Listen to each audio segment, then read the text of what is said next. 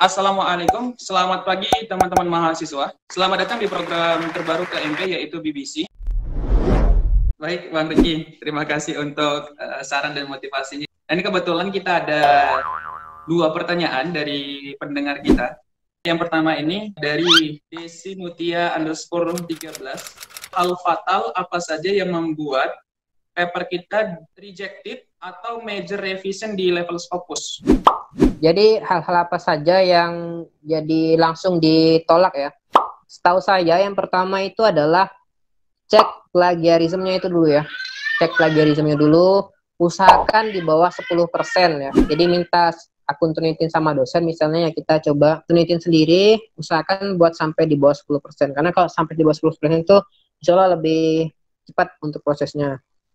Itu ya, jadi kalau misalkan dia sudah lebih dari 20%, ya itu kemungkinan besar untuk ditolak itu juga jadi semakin besar.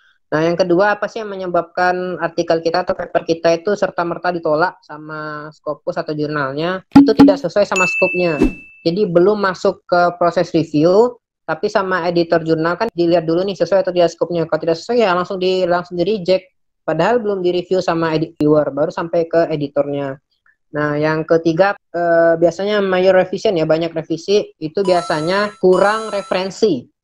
Jadi di latar belakang itu masih kurang banget referensinya, masalah tidak dijelaskan dengan jelas, kemudian kita tidak menjelaskan rencana topik penulisan kita dengan baik. Referensi ini sangat penting sekali ya, bahkan tidak hanya di bagian latar belakang, di bagian metode itu ketika referensinya kurang itu juga sampai ditanyakan.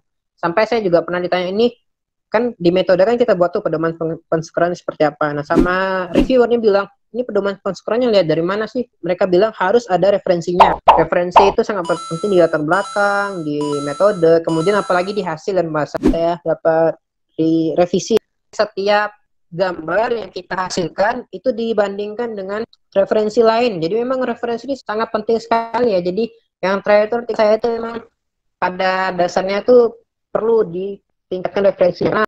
Bahasa Inggrisnya yang biasanya diminta sama mereka tidak jelas bahasa Inggrisnya dan semacamnya. Jadi ada 4 hal yang menurut saya bisa jadi ditolak sama si jurnalnya. Jadi yang pertama cek plagiarismnya, yang kedua cek skupnya sesuai atau tidak dengan jurnal itu. Nah, yang ketiga kurang referensi. Terakhir tidak jelas bahasa Inggrisnya dan semacamnya. Nah, ini ada pertanyaan kedua nih dari teman pendengar kita, yaitu dari Mirza Yuda Pratama yang bertanya tentang tips cara memparafrasekan bahan kutipan. Nah, terkait tentang kutipan-kutipan ya, jadi kan kalau misalkan kutipan itu yang kita ambil terus kita itu kan hanya copy paste ya, kita ambil kalimat di artikel kemudian kita copy paste ke artikel. Jadi kalau misalkan ditenitin pastinya tetap akan terbaca sebagai plagiatnya. Jadi gimana sih caranya ya? Biasanya tips-tipsnya ya, tips-tips yang mungkin saya itu kalau misalnya kita ingin memparafrase terkait tentang kutipan-kutipan, jadi misal kita ada kutipan misalnya hasil belajar siswa itu dipengaruhi oleh jurnal A bilangnya guru, jurnal B bilangnya siswa, jurnal B bilangnya sekolah. Nah itu kita gabungin jadi satu, insya Allah itu tidak akan plagiat jadinya. Jadi hasil belajar kita dipengaruhi guru menurut ini, siswa menurut ini, sekolah menurut sini. Jadi 3 referensi kita jadikan satu kalimat. Itu yang pertama. Pada intinya adalah bagaimana kita menggabungkan ya beberapa referensi menjadi satu kalimat. Ada banyak referensi menjadi satu kalimat, itu juga akan lebih efektif.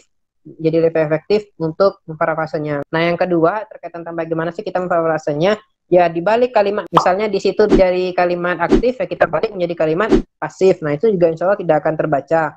Kemudian yang ketiga, caranya gimana sih caranya agar parafrase kita tidak terjadi plagiat? Itu adalah dengan misalkan ada banyak kata ya, misalnya koma, misalnya si penulis pertama itu menyebutkan ada banyak kata yang dipakai koma, dan. Nah, itu kita putar-putar saja kalimat dan dananya, itu insya Allah masih bisa untuk mengurangi plagiarisnya. Kemudian yang terakhir sih, artikel itu kan banyak artikel dari referensi bahasa Inggris ya, utamakan yang Scopus kan kebanyakan bahasa Inggris. Nah, itu teman-teman artikan pakai bahasa teman-teman sendiri. Nah, kemudian translate lagi kepada bahasa Inggris. Nah, insya Allah itu akan udah mulai ada perubahan-perubahan, itu juga bisa. Itu yang paling sederhana sih, yang paling saran saya terakhir itu Jadi coba dibuat pakai kalimat, misalnya kalimatnya panjang, nah kita ambil saja ide pokoknya, kita tulis pakai bahasa Indonesia dulu, kemudian kita translatekan. Nah itu insya Allah udah bebas dari plagiatnya. Semoga bisa menjawab ya. Sangat jelas dan sangat menginspiratif dari keseluruhan jawaban. Terima kasih waktunya hari ini, sangat luar biasa. Mungkin ada saran terakhir untuk teman-teman pendengar kita, Bang? Oke, jadi mungkin saran terakhir ya, yang harapannya teman-teman bisa tetap semangat menjalani hari-hari sebagai mahasiswa pasca UNY. Ingat teman-teman, banyak yang ingin kuliah sama seperti kita ya di kuliah pasca, misalnya ternyata ada keterbatasan, baik keterbatasan finansial ataupun keterbatasan kemampuan, tapi teman-teman telah dipilih untuk berada di pasca UNY, jadi harapannya kita bisa lebih semangat lagi karena mengingat beruntung sekali kita berada di sini. Yang kedua, teman-teman ingat tujuan teman-teman kuliah, gitu kan, yang mungkin paling utama ya, kita bisa membahagiakan orang tua kita, misalnya itu juga menjadi salah satu tujuan utama kita ya. Di sisi lain mungkin punya teman-teman ada tujuan lain untuk kerja dan semacamnya, tapi pada dasarnya adalah jangan sampai teman-teman lupa bahwa kita sangat beruntung berada di pasca UNY, bisa kuliah di pasca UNY, semoga bisa memanfaatkan waktunya dengan baik, dan juga silakan berkumpul bersama teman-teman yang produktif, teman-teman yang baik, agar bisa menambah semangat kita ya, dan jangan serta-merta menyendiri karena yang menyendiri itu lebih mudah untuk termakan serigala ya bahasanya. Silakan bisa lebih efektif lagi dan senantiasa bersyukur ya, apapun yang terjadi saat ini ya pasti ada positif, pasti ada hikmahnya yang mesti kita ambil sehingga ada kebaikan untuk kita ke depannya. Terima kasih teman-teman KMP yang sudah memberikan waktunya, bisa berdiskusi ya. Yang benar itu pastinya ya, saya hanya memberikan apa yang saya tahu ya, pasti banyak teman-teman juga pasti banyak yang lebih tahu daripada saya, ya kita saling berbagi saja. Sekali lagi saya mengucapkan terima kasih teman-teman KMP, semoga bermanfaat. Terima kasih sekali Bang Riki untuk kesempatannya kali ini. Untuk teman-teman pendengar juga boleh di akhir video ini untuk mencantumkan request tema apa yang akan dibahas untuk pertemuan selanjutnya. Mari terima kasih. Jazakallah khairan. Ya. Terima kasih, Mas.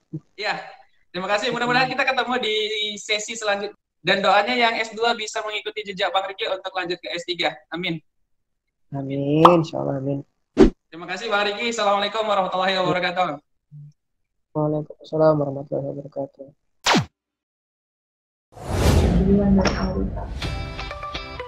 Ini kalau tadi dalam headset ini pun enggak? Cek mic. Apa? Halo? Coba kamu dulu, dengar nggak? Cek kita. Halo? Suara yang paling halus. Halo. Halo. Kita baru dihubungi dia. Ganti host kan keren, itu bisa lah. Tunggu ya guys, jangan dulu, tunggu. Ini yang ngerekam siapa sih? Guys, di depan aku banyak skripnya. Sudahlah, lewat virtual saja. Bismillahirrahmanirrahim. Biar. Berarti ini lah. Kita ngapain dulu kamu? Ini nge-record